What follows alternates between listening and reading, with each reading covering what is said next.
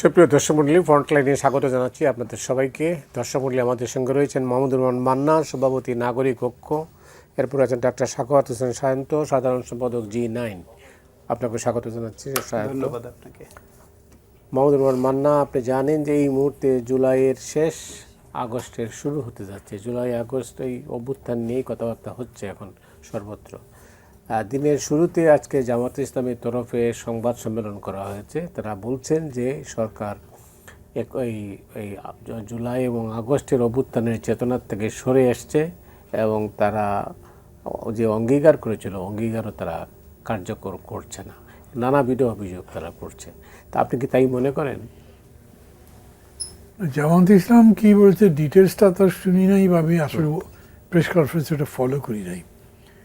তারা মোটা দাগে যে কথাটা বলছে সেরকম কথা বলবার তো অবকাশ আছেই, কিন্তু ব্যাখ্যা করে যেগুলো আছে সেগুলোর মতো আমি জানি না।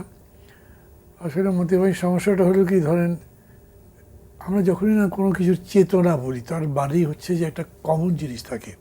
ওটা আপনি 21-এর চেতনা বলেন, স্বাধীনতার চেতনা বলেন, জুলাইয়ের চেতনা বলেন, মানুষ মুক্তি চায়, অনেকগুলো নিগড় থেকে মুক্তি চায় এবং ওইটাই তার চেতনা, যে সে একটা সুন্দর সুস্থ জীবন চায়। আমি আজকাল মাঝে মাঝে এটা বলতে খুব পছন্দ করি, শামসুর রহমানের যে কবিতা, আমরা বাগান চাই, এমন বাগান যেখানে ফুলের কাছে সহজে পারবো যেতে, ঘাসের উপর শুয়ে পায়ের উপর পা দুটো রেখে দিব্যি অকারণ পা দুটো নাড়বো মাঝে মাঝে। মানে খুব রিল্যাক্স একটা লাইফ চাই। আমি যে দেশে বাস করব সেই দেশটা যেন আমার বাসের উপযোগী হয়, প্রাণ ভরে নিঃশ্বাস নিতে পারি, মন খুলে কথা বলতে পারি, এবং আমি যে মানুষ হিসেবে একটা মূল্য পাই। জুলাইয়ের চেতনাটাও বেসিক্যালি তো সেটাই ছিল। কারণ হচ্ছে যে 15 বছর আপনি প্রাণ খুলে কথা বলা তো দূরের কথা, পারলে সব রেস্ট্রিক্ট করে দিয়েছেন। আপনি পেট ভরে খেতে পারেননি, ঘুষ দুর্নীতি সব কিছু জানাচ্ছে সবার কী কী হয়েছে। সেইটাকে বদলে আমরা একটা নতুন দেশ গড়ব, এবং নতুন দেশটা কেমন হবে? একটা গণতান্ত্রিক দেশ, যেই দেশে ওই যে সাম্য থাকবে, যে দেশে মানবিক মর্যাদা থাকবে, ন্যায় বিচার থাকবে। ওইটা যদি বলেন, আমি অবশ্য বলবো যে 5 বছরেই একটা মূল্যায়ন করবার যথেষ্ট সময় নয়, কিন্তু 5 বছরের প্রাথমিকভাবে যেটা দেখি, 5 মাস যে গণতন্ত্রের জন্য যেটা হলো, ধরেন বিচার বিভাগ, মানে একটা খুব বেসিক ইয়েটা হচ্ছে যে আইন বিভাগ, বিচার বিভাগ এবং লেজিসলেচার কী বলে, যেটা আইনসভা, এটার যেন একটা সমন্বয় থাকে। আমার কাছে একদম প্রথম মনে হচ্ছে, আমি খুব ইম্পর্টেন্ট মনে করি, আমরা এই সমন্বয়ের ব্যাপারটা বুঝতে পারছি না। আমরা বিচার বিভাগের পরিপূর্ণ স্বাধীনতার কথা বলেছি, আমাদের 31 দফার মধ্যে আছে। বিএনপির যে আপনার নির্বাচনী ম্যানিফেস্টো আছে তার মধ্যে আছে, সেখানে খুব স্পষ্ট করে এমনকি সুপ্রিম কোর্টের যে আলাদা সচিবালয় সেটার কথা বলা আছে। ক্ষমতায় আসবার পরে সেই সচিবালয় হলো মানে কি, উদ্বোধন হলো, মিলাদ হলো, বৃষ্টি খাওয়ানো হলো, তারপরে ওই অধ্যাদেশই বাতিল করে দিলেন, আপনি ক্যান্সেল করে দিলেন। কেন? যুক্তিটা বলছেন না, এক্সিকিউটিভের তো পাওয়ার থাকতে হবে। এক্সিকিউটিভের পাওয়ার থাকলে জুডিশিয়ারি পাওয়ার কী?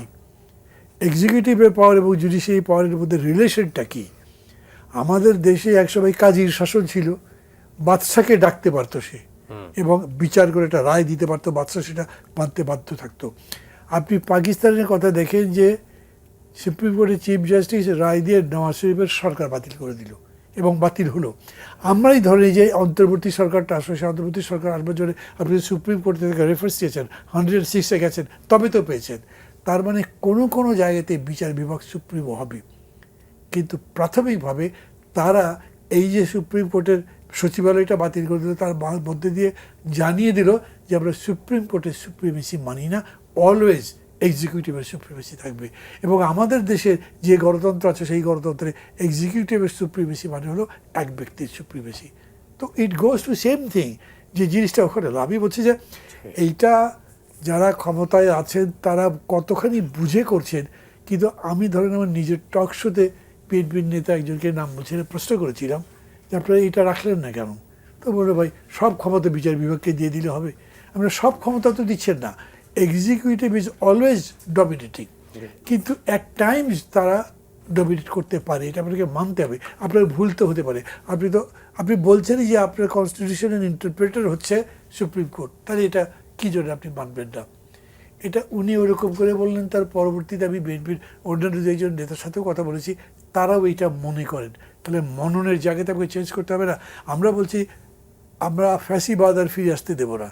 তো ফ্যাসিবাদ মানে কি? ওই পার থেকে যে আসবে ওটাই খালি ফ্যাসিবাদ? আপনার নিজের মধ্যে ফ্যাসিবাদ নাই? আপনার মধ্যে একটা ছোটোখাটো জমিদার আছে না? মনের দিক থেকে আপনি তো একটা প্রত্যেকটা মানুষের কর্তৃত্ব পাঠাবেন, যাতে ওই কর্তৃত্বের ব্যাপারটা ডোমিনেট না করতে পারে। সেই জন্যই আইন, বিচার, সংস্কার, এই কথাগুলো আমরা কেন বলেছি। এরকম নয় যে আমরা সংস্কারে যখন কর্মসূচি বলেছি তখন কেমনি বিএনপিকে আটকানো যায়, বিএনপিকে ঠেকানো যায়, এরকম করে যদি বিএনপি ভাবে বা এখনও ভাবে, তাহলে ভুল করছে তারা। এইটা বলা হয়নি। এনিওয়ান ক্ষমতায় গিয়ে যাতে স্বৈরাচারী হতে না পারে, তার জন্য এই বিধানগুলো তৈরি করা হবে। আমি দেখছি যে প্রাথমিকভাবে এই জিনিসটাই বিএনপি হয় বুঝতে পারছে না, অথবা তারা যা যা করছেন, মানে বিচার বিভাগের স্বাধীনতার ব্যাপার তারা অলমোস্ট তাদের কাজের মধ্যে ডিনাই করছেন। বলবে না আমরা এটা পুরো নতুন করে আবার নিয়ে আসবো। তো নিয়ে আসবেন কি? আর এই জিনিস তো আনতে পারবেন না যেটা করা হয়েছে। অ্যাটিটিউডের মধ্যে ডিফারেন্স হলে করতে পারবেন। সো আমি মনে করি যে আমি মানে জামাত কোন দৃষ্টিভঙ্গিতে বলছে তা আমি বিস্তারিত বলতে পারবো না, কিন্তু আমি আমার জায়গা থেকে মনে করি যে প্রশ্ন তুলবার মতো প্রচুর জায়গা বিএনপি তৈরি করে ফেলেছে ক্ষমতাশীল। অনেক ধন্যবাদ আপনাকে। সায়ন্ত, আপনার কি তাই মনে হয়? জি, আপনাকে ধন্যবাদ। আর মান্না ভাইকে এবং যারা শুনছেন সবার জন্য শুভেচ্ছা রইল।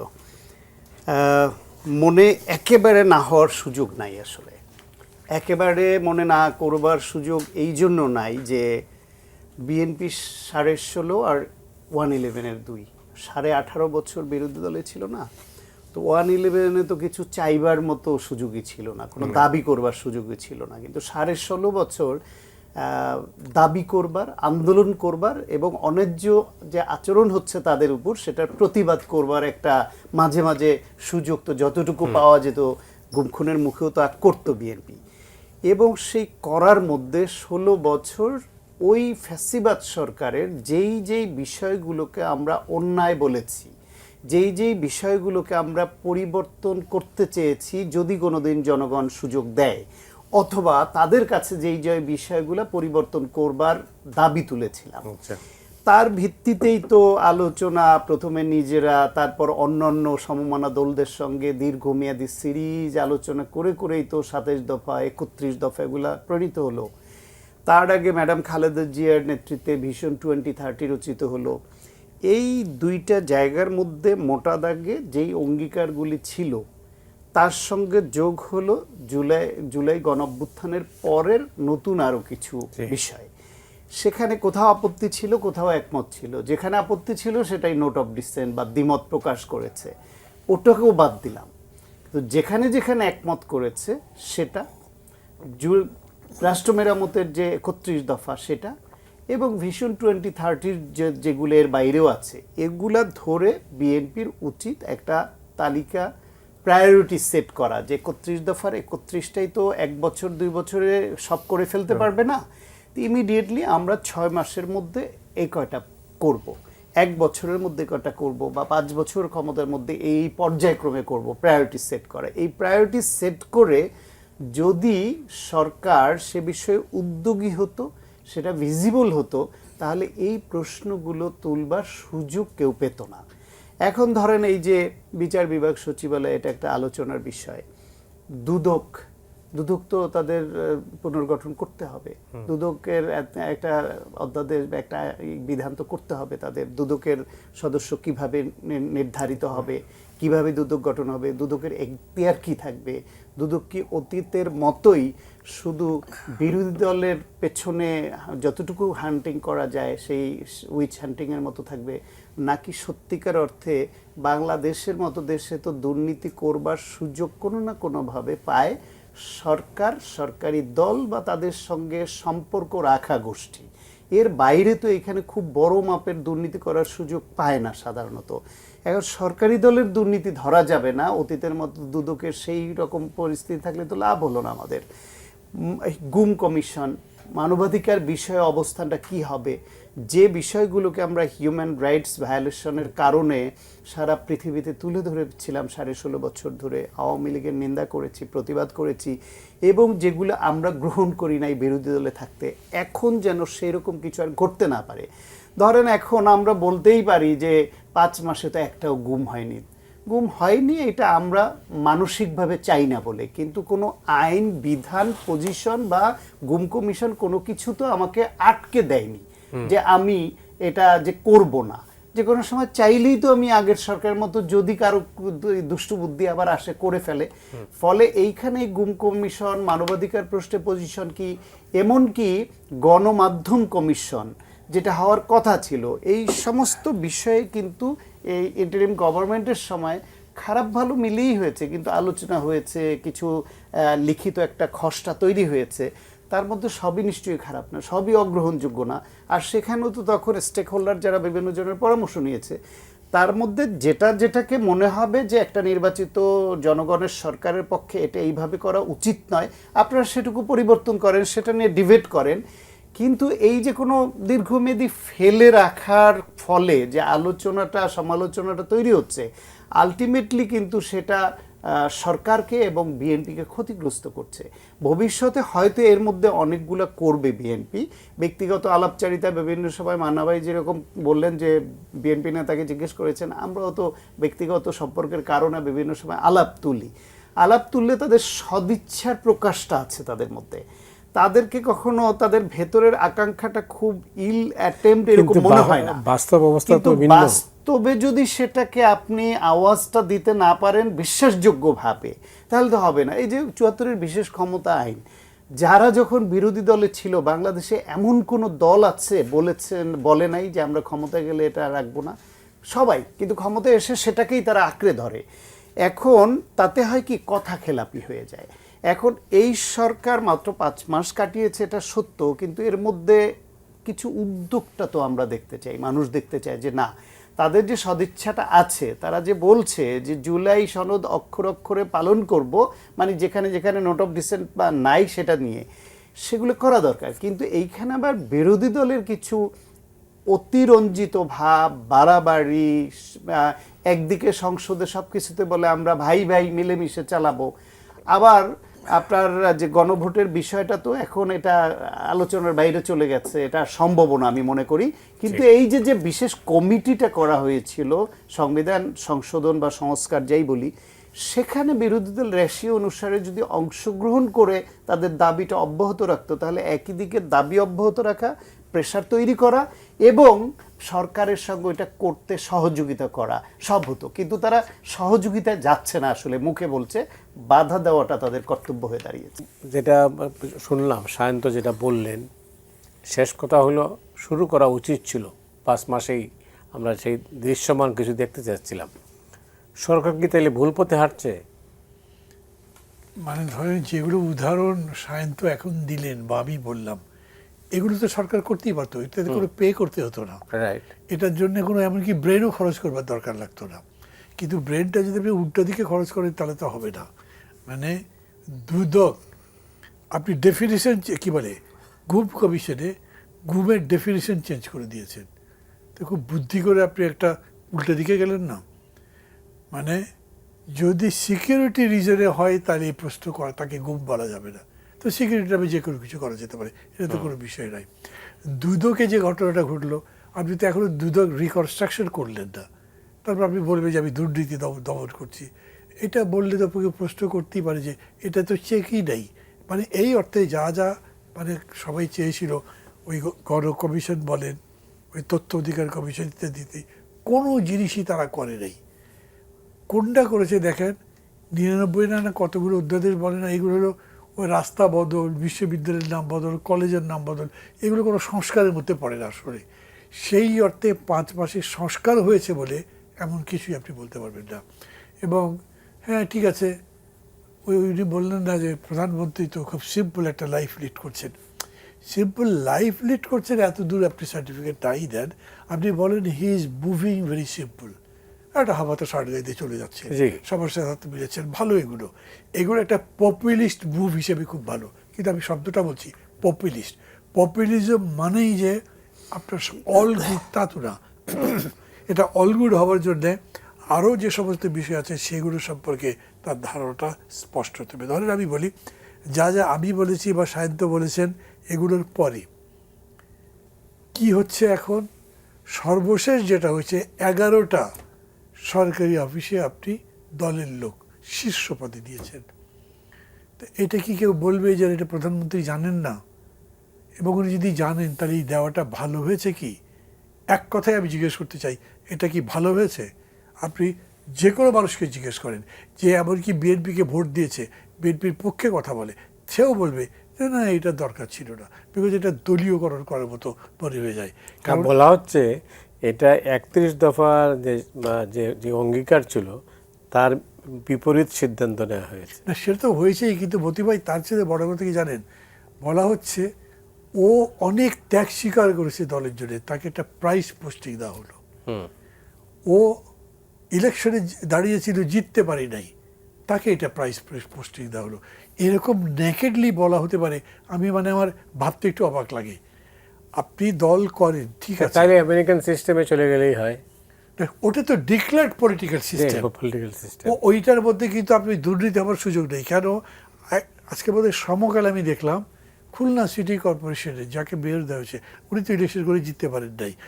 ওনার জায়গাতে ওই অভিযোগটা হয়েছে যে উনি এখন বেধড়ক বিএনপির লোকজনকে, নিজের পছন্দের লোকজনকে সমস্ত কাজটা দিয়ে দিচ্ছেন, মানে ব্যবসা সংক্রান্ত যেগুলো কাজ।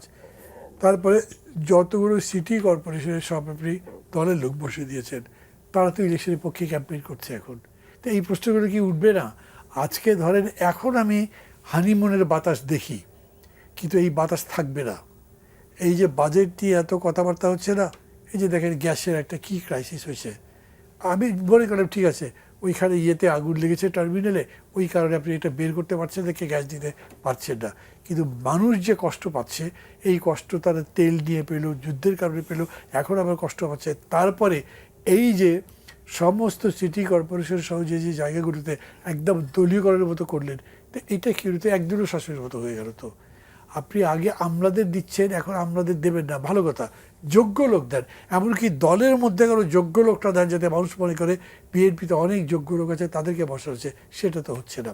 মানুষ বরঞ্চ প্রশ্ন করছে, এমন এমন কাজ হচ্ছে যারা বিএনপির এই যে ত্যাগের কথা বলে, সেই ত্যাগের অর্থে আমি নাম বলছি না, কিন্তু সবাই আমি বলবার সাথে সাথে ওই নামগুলো মনে মনে আসবে, আন্দোলন করেছে, জেল কেটেছে, 200-250টা করে মামলা, তাদেরকে তো আপনি কোথাও নেননি। তাতে কি বোঝা যাচ্ছে? তার মানে দাঁড়ালো আপনি ঠিক পথে আসলে হাঁটছেন না। আপনার হাঁটা উচিত ছিল সবাইকে নিয়ে কথাবার্তা বলে বলে, কিন্তু সেই জায়গাটা যাচ্ছে না। অনেক ধন্যবাদ। মোটা থেকে অনেক কথাই বলেছেন, যে এটা বলার কথা যে সঠিক পথে হাঁটছে না সরকার, এটা হলো ওনার শেষ কথা। আপনার কি মনে হয়? সেটা তো মান্নার ভাইয়ের অবজারভেশন, তিনি একজন পলিটিশিয়ান, তিনি তার মতো দিয়েছেন। সরকার, আমি বলি যেটা, সেটা হচ্ছে অনেক ক্ষেত্রে তারা ঠিক পথে হাঁটছে, এবং তাদের যে রাষ্ট্র পরিচালনার যে ধারা তৈরি করতে চাচ্ছে, বিশেষ করে প্রধানমন্ত্রী, বিএনপি মহাসচিব মির্জা ফখরুল ইসলাম আলমগীর, আর শীর্ষ কয়েকজন নেতা সহ অনেকের সঙ্গে, যাদের সঙ্গে আমি মিশি দেখি, আমি মনে হয় যে তারা আগে যে একটা ভালো একটা গুড ইন্টেনশন ছিল, যে আকাঙ্ক্ষা ছিল, সেটা তাদের মধ্যে এখনও আছে, চেষ্টাটা অব্যাহত আছে এবং অনেক ক্ষেত্রে ভালো করছে। কিন্তু কিছু কিছু বিষয়ে এরকম করে ফেলছে, বা সেটা রুখতে পারছে না বা রুখছে না, তাতে করে আমাদের মধ্যে, জনগণের মধ্যে একটা রং মেসেজ যাচ্ছে। ধরেন 50 জন মন্ত্রীর মধ্যে 40-45 জনের নিয়ে কোনো প্রশ্ন নাই, কিন্তু তাদের নিয়ে মোটা দাগে সমালোচনা করবার মতো সংবাদ মাধ্যমে হোক বা বিভিন্ন জায়গায় হোক বা আড্ডায় বসলো, যে এই দুর্নীতিটা করেছে, বা এই হঠাৎ করে এই সম্পদের মালিক হয়ে গেছে, এই একটা বাজে কথা বলেছে, এ দম্ভ দেখিয়েছে, যেগুলো প্রকাশ্যে আসে আলোচনায়, সেরকম কিন্তু আপনি 50 জনের মধ্যে 40-45 জনের নামে এখনও এরকম বড় কোনো বাজে কোনো, যেটা নিয়ে ত্যায্য করা যায়, এরকম কিছু শুনবেন না। কিন্তু যদি 2-4 জনের নামেও আসে, এবং সেটা যদি অভিযোগটা একটু গুরুতরই মনে হয়, তখন তাদের বিরুদ্ধে ব্যবস্থা না নিলে ওই 2-4 জনের দায়টা গিয়া ওই 50 জনের উপরে পড়ে, কিংবা শীর্ষ লেভেলের উপরে গিয়ে পড়ে। সমস্যাটা হয়ে দাঁড়াচ্ছে ওই জায়গাটায়। এইটা যদি যেখানে যেখানে ন্যায়সঙ্গতভাবেই মনে হয় যে একটু হাত দেওয়া দরকার, যে এদের বিরুদ্ধে এই অভিযোগ আসছে, এদের আচরণটা গ্রহণযোগ্য হচ্ছে না, এর এই সিদ্ধান্তটা পর্যায়ক্রমিকভাবে সে ভুল সিদ্ধান্ত নিচ্ছে, সুতরাং এর হাতে এই মন্ত্রণালয় বা এই সরকার খুব নিরাপদ কিনা সেটা বিবেচনা করার জন্য 6 মাস তো আমরা সময় ধরেই নিয়েছিলাম, 6 মাস পরে রিসাফল করবে। আমরা এখন তাকিয়ে আছি এই 6 মাস পূর্ণ হওয়ার দিকে। 6 মাস হওয়ার পরেও যদি দেখি যে ইতিমধ্যে যারা বিতর্কিত হয়ে গেছেন, ইতিমধ্যে পাবলিক পারসেপশনে যারা গ্রহণযোগ্যতা হারিয়েছেন, আমি পাবলিক পারসেপশনকে কিন্তু সবসময় খুব ভ্যালু দিই এবং এই উদাহরণটা অনেকবার দিয়েছি যে হাওয়া ভবন কেন্দ্রিক একটা বাজে পাবলিক পারসেপশন একবার তৈরি হয়েছিল। সেটা একটা প্রোপাগান্ডা ছিল। হয়তো কেউ কেউ সামান্য ভুল করেছে বা অন্যায় করেছে, সেটাকে ফুলে ফাঁপিয়ে বিশেষ গোষ্ঠী সেটাকে এমন একটা পারসেপশন নিয়ে দাঁড় করিয়েছে যে হাওয়া ভবন মানে একটা খুব খারাপ একটা জায়গা হয়েছে। ঠিক একইভাবে ইলেকট্রিক খাম্বা নিয়ে এরকম একটা বাজে একটা পারসেপশন তৈরি করা হয়েছিল। 111-এর সরকার 2 বছর মাইক্রোস্কোপিক পদ্ধতিতে তল্লাশি করেও তেমন কোনো বিচারযোগ্য কিছু পায়নি। আওয়ামী লীগ 16.5 বছর পায়নি। তার মানে যে প্রচারণাটা ছিল, যে পারসেপশন তৈরি করা হয়েছিল, সেটা পুরোপুরি সঠিক ছিল না। কিন্তু সেই পারসেপশন দল হিসেবে তৎকালীন বিএনপিকে এবং সরকারকে এবং দল হিসেবে বিএনপিকে ক্ষতিগ্রস্ত করেছিল এবং তার দায় অনেক বছর দলকে টানতে হয়েছে, আমাদেরকে ফেস করতে হয়েছে, অনেক মূল্য দিতে হয়েছে।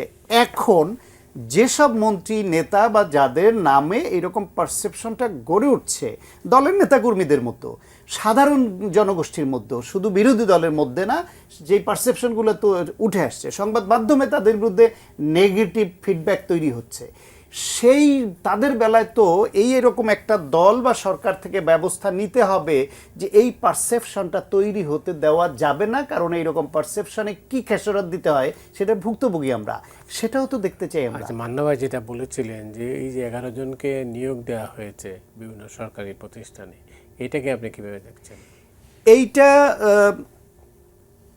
এটা নিয়ে সরাসরি মন্তব্য করা একটু কঠিন, তবে দৃষ্টিকটু হয়েছে এই জন্য যে সব জায়গায় রাজনীতি করা লোকদেরকে তাদের এই বিষয়ে কাজ করবার অভিজ্ঞতা আছে কিনা, এই দিকে তার আগের কোনো লেখাপড়া গবেষণা, তার এই দিকে কোনো রকম চেষ্টা বা এর সঙ্গে সম্পৃক্ততা ছিল কিনা, সেটা তো একটা গুরুত্বপূর্ণ বিষয়। আগে থেকে দলীয় কাজের মধ্যে থেকেও যদি কেউ এই প্রমাণ যারা নিয়োগদাতা তাদের কাছে রাখেন যে এরা এই সেক্টরে আগে থেকেই দলে থেকেও ভাবছিলেন, কাজ করছিলেন, এই 2টা সেমিনারে প্রবন্ধ উপস্থাপন করেছে, বিদেশি এই গোষ্ঠীর সঙ্গে নেগোসিয়েশনে সে গিয়েছিল, দলের মধ্যে এই বিষয়ে সে কাজ করেছে, এই লাইনে এইখানে সাফারার যারা ছিল তাদের পক্ষে সে সোচ্চার থেকে অধিকার আদায়ের চেষ্টা করেছে, ফলে এই বিষয়টা সে জানে। এইটা হলে এই মুহূর্তে দলীয় হলেও সেটা শুরুর দিকে দর্শনীয় হতো না। এখন আমি এই 16 জনের বেশিরভাগ সম্পর্কেই জানি না যে তাদেরকে যেখানে দেয়া হয়েছে সে বিষয়ে আসলে তারা কতটা পারদর্শী, নাকি শুধু জেল খেটেছেন বা শুধু এই দলের প্রতি আনুগত্যের কারণে পুরস্কার দেওয়া হলো। আর যদি সেটাও দেওয়া হয়ে থাকে, সেখানেও এই স্যাক্রিফাইস করার সংখ্যাটা এত বেশি, তাহলে মনে হয় পুরো দেশটা বিএনপির নেতাকর্মীদের দিয়েই সব জায়গায় দিয়ে দিতে হবে। পাট খেতে ঘুমানোদের তো এখনো অনেকের খোঁজই নেওয়া হচ্ছে না।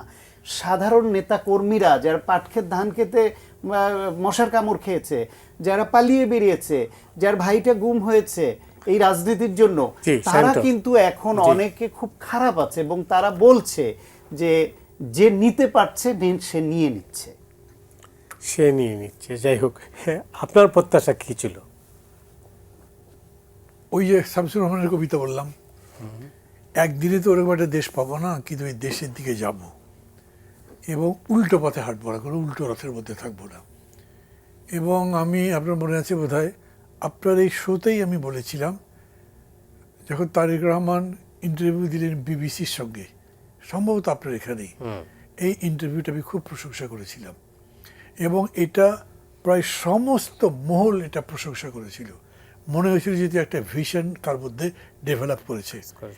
এরপরে মানে আরও 2-1 ইন্টারভিউ যেগুলো আপনার টিভিতে অন্য জায়গায় দেখিয়েছে, সবগুলোতে মনে হয়েছিল যে উনি মানে ওই যে এই আবু সাঈদ বা মুগ্ধদের মতো ছেলেদের যে জীবন দেওয়ার মধ্যে দিয়ে একটা নতুন জীবন, নতুন সমাজ, নতুন দেশ বানাবার একটা প্রেরণা বা প্রণোদনা জাগ্রত হয়ে গেল, সেইটার পেছনে সব মানুষ আসছে।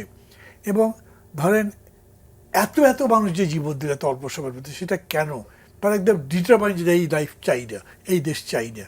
তো ওই নতুন দেশের ব্যাপারে ওনার কনসেপ্ট নিশ্চয়ই আসছে। এত কষ্ট, উনি তো কম অত্যাচার সহ্য করেননি, রাইট। মানে দেশে থাকতে পারেন নাই। তাছাড়া উনি যখন এখানে ছিলেন তখনও তারপরে যে শারীরিক নির্যাতন হয়েছে, একসময় তো উনি নিজেও সেটা স্বীকার করেছেন। তখন মনে হয়েছে যে উনি এটা পারবেন। এবং এই যেটা শান্ত বললেন, বিএনপির বাকি অনেক নেতার সাথে পরিচয় হয়েছে, এতগুলো বছর একসাথে আন্দোলন করেছি। এর মধ্যে অনেক ডেডিকেটেড লোক আছে, ভালো লোক আছে, যোগ্য লোক আছে। যদি ঠিক মতো পরিচর্যা করে এদেরকে দিয়ে কাজ করানো হয়, তাহলে দেশ বদলে দেওয়া সম্ভব। বিএনপি পারে। আমি কত বক্তৃতা যে সেদিন ধরেন একটা ডিনার পার্টি করেছেন, ডিনার পার্টিটা মত বিনিময়ভাবে শুভেচ্ছা বিনিময় করেছে, কিন্তু ডিনার ফরেন বাই ডিনার ছিল 150 টাকার ডিনার, ভালো খুব, খেয়েও মজা। যাই হোক, ওটা অন্য দিক। সেইখানে আমি বলেছি যে আপনার পক্ষে সম্ভব ছিল এখানে মাহাথির মোহাম্মদের মতো কিছু হওয়া, বিগ ব্যান সিং ম্যান্ডির মতো হওয়া, যে দেশটা বদলে দিল, নতুন দেশ, সেই নেতৃত্বের জায়গায় যেতে পারতেন। এখনও সেই সুযোগ আছে। আমি কিন্তু বলি আজও আছে সেই সুযোগ, চলে যায়নি। এবং সেই আশা আমি ধরে রাখতে চাই, কারণ এখন তো আর আওয়ামী লীগ নাই, বড় দল নাই, একটা আছে জামাত ইসলাম। এটা সায়ন্ত বলছেন যে ওরা তো খুব বিরোধিতা করছে, কিন্তু আমি দেখি ওরা কোনো বিরোধিতাই করছে না। ওরা মুখে মুখে ওইখানে বলছে, কিন্তু কাজে বহু জায়গাতে বরঞ্চ দুটো দলে একসাথে কথাবার্তা বলছে। একটা প্রতিবাদ যেভাবে করলে ইফেক্টিভ হয়, একটা চাপ তৈরি হয় সরকারের উপরে, এইরকম কোনো কর্মসূচিতে তারা এখনও যায়নি। আমি উস্কাচ্ছি না, তারা যেটা করার তারা করবে, তারা আমার চাইতে অনেক ম্যাচিউর আছে, যোগ্য লোক আছে। কিন্তু মানে এইরকম একটা ফিল্ড যখন আপনার কোনো থ্রেটিং নাই, চতুর্দিকের কোনো জায়গা থেকে কোনো চ্যালেঞ্জ নেই, almost other than economic challenge, social challenge, এর বাইরে চ্যালেঞ্জ নেই, এইটা মোকাবেলা করে উনি সামনে যেতে পারবেন। এবং খেয়াল করেন মতি ভাই, মানুষ কিন্তু এখনও পর্যন্ত বিকল্প কিছু ভাবে না। মানুষ এখনও মনে করে দেখি তারা কি করে। কিন্তু এটা আমি বলবো, যেই আশা নিয়ে ভোটটা দিয়েছিল, আশাটা সেই জায়গায় নাই। খানিকটা ফিকে হয়েছে, খানিকটা হালকা হয়েছে, খানিকটা প্রশ্ন নিয়ে তাকাচ্ছে ব্যাপারটা কোন দিকে যাচ্ছে, কি হচ্ছে নিউজ টিউজ দেখে। তো আমার ওই আশা, খুব সংক্ষেপে যদি বলি, শামসুর রহমানের কবিতার মতো, আমি সেই রকম একটা দেশ চাই, যেখানে বুক ভরে শ্বাস নিতে পারবো, যেখানে মন খুলে কথা বলতে পারবো, যেখানে আমাকে মানুষ হিসেবে রাষ্ট্র স্বীকার করবে, সমাজ স্বীকার করবে, এবং আমি একটা মর্যাদা নিয়ে বসবাস করতে পারবো। অনেক ধন্যবাদ আপনাকে। সায়ন্ত, আপনি জানেন এই দেশের মানুষ কিন্তু বারবার স্বপ্ন দেখে, আবার স্বপ্ন ফিকে হয়ে যায়, ভেঙে যায় স্বপ্ন। আমরা কি আবার এই স্বপ্ন ভাঙ্গার দিকেই যাচ্ছি? না, এইখানে আমাদের অতি বেশি আশাবাদী বা উচ্চ আশা এগুলা নিলে স্বপ্নভঙ্গটা একটু বেশি তাড়াতাড়ি হবে। রিয়ালিস্টিক হওয়া ভালো। এই দেশের যেই জনসংখ্যা, সীমিত সম্পদ, এবং দীর্ঘদিন ধরে স্বাধীনতার পর থেকেই নানান ফরম্যাটে এ দেশকে শোষণ করা হয়েছে। এক এক পক্ষ এক এক সময় এক একভাবে শোষণ করেছে। কেউ দুর্নীতি করে টাকা পাচার করেছে, কেউ একটু কম করেছে, সহনীয় মাত্রায় করেছে, কেউ অসহনীয় মাত্রায় করেছে। কিন্তু কখনোই এই দেশ দুর্নীতিমুক্ত, খুব ভালোভাবে বাগানো এরকম ছিল না। শুধুমাত্র জিয়াউর রহমানের ওই 3.5 বছর সময়কে একটা ভিন্ন মানদণ্ডে আমাদের ফেলতে হবে, একটা ট্রানজিশনাল পিরিয়ড হিসেবে। বাকি ধারাবাহিকভাবে সরকারের সময় বেশি হয়েছে। হয়তো আওয়ামী লীগ বা শেখ হাসিনা তারা 16 বছর একটানা থাকায় অতিরিক্ত করে ফেলেছিল, দেশটা ধ্বংস করেছে। সেইখানে মানুষের আকাঙ্ক্ষা পূরণ করে এদেশে এই আমরা যারা সমালোচনা করি, আমাদেরকেও একটা চেয়ার দিয়ে দিলে, একটা জায়গা দিয়ে দিলে পারা খুব সহজ নয়। এইটা হলো রিয়ালিটি। কিন্তু চেষ্টাটা যদি দৃশ্যমান হয়, আন্তরিকতাটা যদি মানুষ ফিল করে যে হ্যাঁ উনি তো চেষ্টা করছেন, যেটা প্রধানমন্ত্রীর চেষ্টাটা সবার কাছে ফিল হচ্ছে, দৃশ্যমান হচ্ছে, কিন্তু তার টিমের চেষ্টাটা, অ্যাজ হোল গভর্নমেন্ট তো একটা টিম, এটা শুধু একজন ব্যক্তি নির্ভর নয়। ওই একজন ব্যক্তি নির্ভর এটাই তো আমরা দেশে হতে দিতে চাই না। নিশ্চয়ই দেখেছেন যে এই সাম্প্রতিককালে যে মেসি, একা মেসি তো আর্জেন্টিনাকে চ্যাম্পিয়ন করতে পারে নাই। কোথাও কেউ পারে না, কোথাও কেউ পারে না, কারণ এটা একটা টিম ওয়ার্ক। যখন একটা টিম ওয়ার্কের প্রশ্ন আসে, তখন ব্যক্তি, সেখানে একজন ব্যক্তি গুরুত্বপূর্ণ সবসময় উঠবেন, এবং তিনিই সব। শেখ হাসিনার আমলে ধ্বংসের একটা অন্যতম উপাদান ছিল শেখ হাসিনাই সব, এটা এস্টাবলিশড করা। এইটা এস্টাবলিশড করে শেখ হাসিনার উপর দায়ও বেশি গেছে, যা কিছু খারাপ হয়েছে সব দায় তার উপরে গেছে, এবং এইটা বলে বলে তাকে একটা ইনডেমনিটি দেওয়া হয়েছে, শেখ হাসিনা ভালো চায়, সে ভালো, আর সব খারাপ। আওয়ামী লীগের লোকজনও বলতো। এখন ওই দিকে না, এখন ধরেন এই যে মান্না ভাই বললেন তেল নিয়ে এক সমস্যা গেছে, গ্যাস নিয়ে এখন হয়েছে, চলমান কারণ আছে, আগুন লেগেছে, কিন্তু মানুষ তো সাফার করছে। সাফার করলে রাগ লাগে তো, আমি আপনি আগুন আমরা লাগলো না, যতই- লাগানো হলো। যত লাগানো হয়ে থাকতে পারে, কিন্তু দায়টা তো সরকারের উপরে যায়, তাহলে সেটা তদন্ত করে বের করতে হবে, কারণ অনুসন্ধান করে বিচারের আওতায় আনতে হবে, সেটাও তো দেখতে চাই। সেইখানে মানুষ যদি কষ্ট পায়, তেলে কষ্ট পায়, গ্যাসে কষ্ট পায়, পানিতে কষ্ট পায়, তাহলে তাদের গায়ে লাগবে। এই যে ভালোবাসা বেশি দিন তখন আর থাকবে না, থাকে না। মানুষ তো কাজ চায়। সাম্প্রতিককালে 2টা নিয়োগ বিজ্ঞপ্তির বিষয়টা আলোচনা হয়েছে আপনার। একটা জায়গায় 3য় শ্রেণীর একটা পদে চাকরির জন্য 12,34,409 জন আবেদন করেছেন, নেওয়া হবে 312 জন। আল্লাহ। 312 জন 3য় শ্রেণীর পদের জন্য 12,34,409 জন আবেদন করেছে, এবং এদের বেশিরভাগ উচ্চশিক্ষিত মতি ভাই। এর আগে আপনার MLS যেটা ওই পিয়ন পদের চাকরি, সেইখানে একটা বিজ্ঞাপনে 20তম গ্রেডে এইখানে 18 জন নিয়োগ পেয়েছে। 18 জনের মধ্যে 17 জন উচ্চশিক্ষিত, 8ম শ্রেণী পাস চাওয়া হয়েছিল। সেইখানে গ্রাজুয়েট অ্যান্ড পোস্ট গ্রাজুয়েট করারা 17 জন এরকম। তার মানে হচ্ছে উচ্চশিক্ষিতদের মধ্যে চাকরির কত অভাব তৈরি হয়েছে দেশে। তাহলে এই বেকার জনসংখ্যাকে, জনগোষ্ঠীকে তাদের কর্মসংস্থান দিতে হবে। তাহলে আপনি হয় চাকরি দিবেন, না হলে তাদের বিকল্প কর্মসংস্থান তৈরি করবেন, বিনিয়োগ বাড়াতে হবে। সেই বিনিয়োগের মানে পরিবেশটাও তো চায়না গেলেন এবং আমরা বুঝলাম যে একটা ভালো পরিবেশ তৈরি হচ্ছে বিদেশ থেকে, মালয়েশিয়া, চায়না আগ্রহ দেখাচ্ছে, কিন্তু যতদিন এটা ইমপ্লিমেন্টেশন না হবে ততদিন তো এই রাগটা কমবে না। বিদেশ যাওয়া, নতুন নতুন যে বিদেশে আমাদের যে কর্মসংস্থানের বাজার হান্টিং করা, ব্যবস্থা করা, মালয়েশিয়া একটু সুযোগ তৈরি হয়েছে, এগুলো বাড়াতে হবে। মানুষকে যদি আপনি কাজ দিতে না পারেন, দ্রব্যমূল্য নানান কারণে বেড়েছে, পৃথিবীর সব দেশে বেড়েছে। ওই সান্ত্বনা দিয়ে তো মানুষের কষ্ট কমাতে পারবো না আমরা। পৃথিবীর অনেক দেশে আছে দ্রব্যমূল্য অনেক, তাদের ইনকাম অনেক, তাদের ওই যে আয়ের সঙ্গে সামঞ্জস্য করে ব্যয়। এখন আমার এখানে আয় বাড়েনি, কর্মসংস্থান বাড়েনি, মানুষের নানাবিধ সংকট বেড়েছে, ক্রমান্বয়ে বাড়বে, জনসংখ্যা বহুল একটা দেশ, কিন্তু সেইখানে যদি দ্রব্যমূল্যটা বেড়ে যায় তাহলে সেই প্রান্তিক জনগোষ্ঠী যারা ফিক্সড বেতনে চাকরি করে তাদের কষ্টটা লাগবে, শেষের সন্তানটি ডিম খাওয়াতে পারবে না আগে যেটা খাওয়াতো। তখন এটা যতই ভালোবাসা থাকুক, তখন এটা একটা রাগ তৈরি করবে সরকারের প্রতি। এখন বিএনপির রাজনৈতিকভাবে বাংলাদেশে বিকল্প নেই। শেখ হাসিনা বা আওয়ামী লীগ নিয়ে একসময় বলা হতো তাদের পক্ষ থেকে যে শেখ হাসিনার কোনো বিকল্প নাই বা আওয়ামী লীগের বিকল্প নাই, কিন্তু ওই বিকল্পহীন হিসেবে মানুষ তো গ্রহণ করে নাই তাদেরকে। যদি কাজ দিয়ে, আচরণ দিয়ে, মানুষের কষ্ট কমিয়ে, দেশের জন্য কাজ করে, অঙ্গীকার রক্ষা করে আমরা নিজেরা বিকল্পহীন হয়ে উঠতে না পারি, তাহলে মানুষ আমাদের বিকল্পহীন তো ভাববে না। মানুষ কি ভাববে আসলে, মানুষ কি চায়?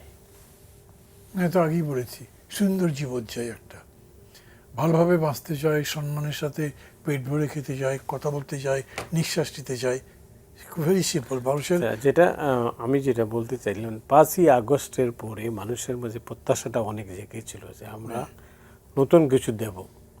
সেই নতুন কিছু দেওয়ার পথে আমরা যদি না হাঁটি তাহলে তো আমাদেরকে আবার একই জিনিসই হবে। হ্যাঁ, তাই হবে। মানে এটা আপনি আগের জায়গাতে যেতে অটোমেটিক্যালি চলে যাবেন। আপনি নতুন কিছু যদি না করেন তাহলে পুরো জায়গাতেই বা পুরোনো রাস্তা দিয়ে আপনি হাঁটবেন, তাই হবে। কিন্তু আপনি মানে বলবেন সবসময় যে আমি নতুন রাস্তা তৈরি করছি, কিন্তু আপনি বুঝতে পারছেন না যে এই রাস্তাটা নতুন নয়, এটা ওই পুরোনো রাস্তার সাথেই সংযুক্ত হয়ে যাবে পরে। এটা না বুঝবার কারণে যে প্রোপাগান্ডা করছেন, প্রোপাগান্ডার জায়গায় থাকছে, আর কাজ যেগুলো করছেন সেগুলোর মূল্যায়ন করতে পারছেন না। প্রশ্নটা একটু ডাইরেক্টলি করেন, কি করতে চান? না, আমি যেটা বলতে চাচ্ছিলাম যে আসলে মানুষ তো ওই যেটা বলছে, সায়ন্ত যেটা বললেন যে দৃশ্যমান কিছু দেখতে চায়। আপনি বলছেন না আপনি সব কিছু করছেন, কিন্তু আপনার কাজে কর্মে সব প্রমাণ করতে হবে যে আপনি এইটা ঠিকই এই কাজটা করতে যাচ্ছেন। মানুষ যেন মনে করে যে তার পক্ষেই আপনি কাজ করছেন। বারবার কেন 71 থেকে আজকে এত 55 বছরে আমরা বাংলাদেশে আমরা তো বারবার পরিবর্তন দেখলাম। এই কথা যদি বলেন না, তাইলে এই সরকার দৃশ্যমান এমন কিছুই করতে পারে নাই। আমি উল্লেখ করতে পারি এরকম কথা, হ্যাঁ, কিছু কিছু ভালো কাজও আমি করেছে। সেগুলো আমি উল্লেখ করতে পারি। ধরেন এই যে কৃষকদের ঋণ মওকুফ করে দিল, খুবই ভালো জিনিস। কিংবা ধরেন এই যে এমনকি ফ্যামিলি কার্ড বা কৃষক কার্ড ইত্যাদি যেটা চালু করতে চেষ্টা করছেন, এগুলোর মধ্যে এক ধরনের আপনার ধরেন যে ইকুইটির একটা অ্যাটিটিউড আছে, হুইচ ইজ ভেরি গুড। কিন্তু এইটা প্রপারলি করছেন কতখানি সেটা তো আলোচনার ব্যাপার হতে পারে, কিন্তু এই ধরনের অ্যাটিটিউড বেশ কিছু আছে তাদের। আমি মনে করি যে কিছু কিছু ভালো কাজের দিকে তারা গেছেন, কিন্তু হয় কি, যে কোনো নতুন গভর্নমেন্ট আসলে এরকম কিছু কাজে হাত দেয়। ওইটা প্রথম দিকে এমনকি এরশাদ যখন আসছিল সাইকেল চড়ে আসছিল, হ্যাঁ, কত খুশি লোকজন, আরে মানে এত বড় একজন জেনারেল, এত বড় একজন নেতা, তিনি সাইকেল চড়ে যাচ্ছেন। কিন্তু ওগুলো বেশি দিন টিকে নেই। ওই একই কথা আমি এই বয়সে শেখ মুজিব থেকে শুরু করে সমস্ত নেতাদের ব্যাপারে শুরুতে ওটাই শুনেছি। ওইটাতে তো হবে না। আপনার দৃশ্যমান কি হবে, এই যে উনি যেগুলো পড়লেন না, যে ভলিউম অফ মানে আনএমপ্লয়মেন্টটা কীরকম, মানুষের কত কষ্ট, এটা দেখা যাচ্ছে। তা আপনি তো এমপ্লয়মেন্ট বাড়াতে পারেন নাই। আপনি যেভাবেই বলেন না কেন, এমপ্লয়মেন্ট বাড়েনি, তার মানে হচ্ছে দেশে ইনভেস্টমেন্টই বাড়ে নেই। আর জিনিসপত্রের দাম তো আলটিমেটলি বেড়ে গেল। আবার কিছুদিন একটু স্থিত ছিল, আবার বেড়ে গেল, এবং একবার বাড়লে সেটা নামে না। মানুষের ইনকাম বাড়ে নাই, এই যে আয় ব্যয়ের অসামঞ্জস্য, সেটাতে মানুষ কষ্ট পাচ্ছে। তাহলে আপনি দেখালেন কি? আর আপনি যে বলছেন ধরেন কৃষি ঋণের কথা বললেন, এইটাও কিন্তু মানুষের কাছে কি হয়, ধরেন তার কিছু দরকার, টাকার দরকার, পাচ্ছে না, কোথা থেকে পেল, সেই টাকাটারই এসে যদি কিছু করতে পারে তাহলে তার এটা আবার রিটার্ন আসবে। যদি কিছু করতেই না পারে, সে কিন্তু হতাশার জায়গাতেই থাকলো। ফলে গভর্নমেন্ট ইকোনমিতেও কোনো ডিরেকশন সেট করতে পারে নাই যে এই ডিরেকশনে মানুষের ভাগ্য বদলাতে পারে বা দেশের পরিস্থিতি বদলাতে পারে। আর যেটা নিয়ে ধরে শুরু করেছিলেন জামাতের ব্যাপারে, যে তারা যে কথা বলছে, এটা তো প্রথম দিকেই আলোচনা হয়েছে। অধ্যাদেশগুলো যেগুলো বাতিল করেছে সেগুলো রিটার্নের কোনো সম্ভাবনা নেই। যেগুলো বলেছে পরে আমরা সংশোধন করে আমরা প্রেস করব, এমনকি গণভোটের ব্যাপারেও তারা বলছে। না, গণভোট তো ওই যে উনি বললেন যে গণভোট তার এটা নিয়ে কোনো সম্ভাবনা নেই কোনো কিছু, কিন্তু গণভোটের উপর তো কিছু নেই, সেটাকেও আপনি পরিপূর্ণ মর্যাদা দিচ্ছেন না। তারপরে অর্থনীতির ক্ষেত্রে, সামাজিক ক্ষেত্রে, আর এই যে বুলিং একটা বিরাট ঘটনা, নারীরা সবসময় মনে করছেন তারা অসম্মানিত হচ্ছেন, তাদেরকে বুলিং করা হচ্ছে, তাদেরকে মানে লোকচক্ষে অপমান করছে, হেয় করা হচ্ছে, এগুলো থেকে আপনি তাদেরকে সিকিউরিটি দিতে পারছেন না। আমি বলছি এই কথাগুলো যে বললাম, এটা 6 মাসের মধ্যেই পারবে তারা, কিন্তু সায়ন্ত যেটা বলছেন খুবই ইম্পর্টেন্ট, মানুষকে বিশ্বাস করতে হবে যে আপনি এটা করবার চেষ্টা করছেন, কিন্তু মানুষ সেটা দেখছে না, এটাই রিয়েলিটি। এটাই যদি বাস্তবতা হয় তাহলে তো অনেক ফারাক দেখছি আমি। ফারাক ইতিমধ্যে কিছু হয়ে গেছে, কিন্তু এখনো সময় আছে সেই ফারাক কমাতে। সময় শেষ হয় নাই, কিন্তু সময়টা তো মাত্র 5 মাস হয়েছে। মাত্রটাই তো খুব আসল। দ্রুত বলি, খুব দ্রুততার সঙ্গে, মানে আমি খুব সাধারণ মানুষ হিসেবে যেটুকু বুঝি যে what could be the solution, বা এখনো কি করা যায়, একটা দ্রুততার সঙ্গে একটা টাইম ফ্রেম দিয়ে দেখ। যে আপনাদের দুদক নিয়ে এইরকম সমালোচনা আছে, ভুল বুঝাবুঝি আছে, আপনাদের গুম কমিশন নিয়ে আছে, বিচার বিভাগীয় সচিবালয় নিয়ে আছে, আমরা এত দিনের মধ্যে আলাপ আলোচনা করে এটা পূর্ণাঙ্গভাবে করব, এবং সেই দুদক এমন দুদক করব যে প্রধানমন্ত্রীর পরিবারের দুর্নীতি করলেও তারা নির্দ্বিধায় উন্নত রাষ্ট্রগুলির মতো সেটা যেন পয়েন্ট আউট করতে পারে, মন্ত্রী সরকারের যত প্রভাবশালী হোক সেটা যেন করতে পারে, এরকম একটা দুদক আমরা করে দেখাবো, আমাদের 6 মাস টাইম দেন, 3 মাস টাইম দেন, আমরা করব। এরকম সুনির্দিষ্টভাবে বলতে হবে এবং তার মধ্যে করে দেখাতে হবে যেগুলো গুরুত্বপূর্ণ। পাশাপাশি এই বিভিন্ন রকমের কার্ড যেটা দেয়া হচ্ছে, এটা খুবই ভালো উদ্যোগ, কিন্তু এটা দীর্ঘমেয়াদী প্রভাব পড়বে, এই স্থিতিশীলতা আনতে, এটা একটা সাম্য আনতে দীর্ঘমেয়াদী একটা বিষয়। কিন্তু তাৎক্ষণিকভাবেও মানুষকে আশ্বস্ত করা এবং তাদের কষ্ট কমানোর উদ্যোগ নিতে হয়। তেলের বিষয়ে মানুষের কষ্ট কমাতে কিন্তু সরকারের বেশ খানিকটা সময় লেগেছে। দাম একবার বাড়াবে না, আবার বাড়ানোর পরে একদিন সারা রাস্তা সারি সারি গাড়ি, পরের দিন উধাও হয়ে গেল দাম বাড়ানোতে। তার মানে যেহেতু এটা একটা সমাধান ছিল, এই সমাধানটা আরেকটু আগেও করা যেত। গ্যাস নিয়ে যেটা হচ্ছে, এটা কিভাবে দ্রুত সমাধান করা যায়, অ্যাটলিস্ট এই যে সমস্যাটা হচ্ছে এইটার যথাযথ ব্যাখ্যা দিয়ে মানুষের কাছে যদি দুঃখ প্রকাশ করে ক্ষমাও চাওয়া হয় যে এই কারণে আমরা পারছি না, আমাদের এটা করতে এতদিন লাগবে, আমাদেরকে সহযোগিতা করেন। মানে এখনকার রাষ্ট্র পরিচালনা আগের মতো আপনি করছেন এবং আপনাকে আমি চেয়ারে বসিয়েছি, আপনি করবেন, আমার আস্থা নিয়ে বসে থাকতে হবে, সেই বিশ্ব তো এখন নাই। প্রতি মুহূর্তে প্রত্যেকটা জিনিস আপনার ভার্চুয়াল মিডিয়ায় যাচ্ছে, সংবাদ মাধ্যমে যাচ্ছে, সে কমেন্ট করছে।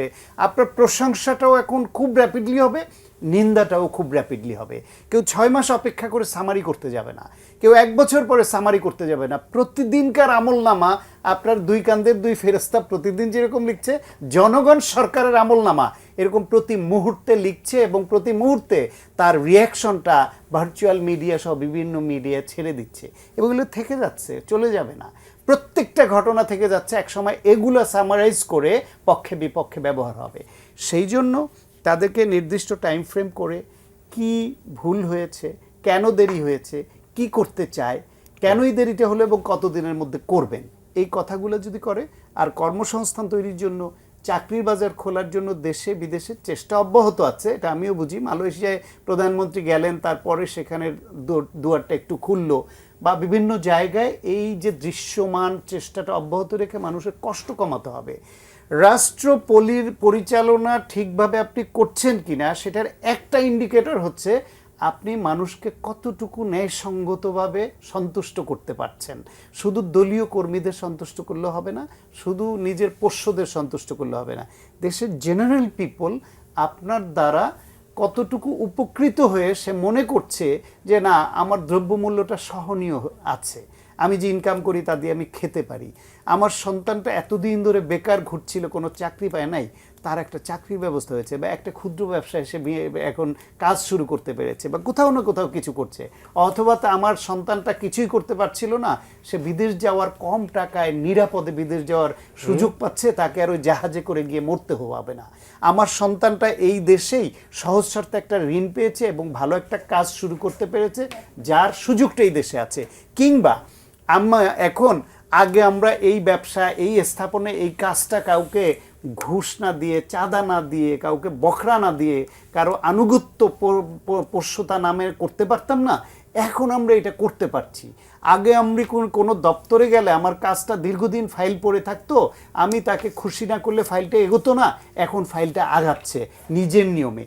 এগুলো তো একটা অগ্রগতি মানুষ দেখতে চায়। এখন প্রতি পদে পদে মানুষ যদি ফিল করে যে আগে যা ছিলাম তার থেকে এই কাজে আমি কোনো স্মুথ পথ পাচ্ছি না, তাহলে আমরা যতই কার্ড দেই, আমরা যতই কৃষি কার্ড, হেলথ কার্ড, আমরা উন্নয়ন সব কিছুই দেই, মানুষের ভেতরে ফিলিংসটা তো সেটা গ্রহণ করবে না।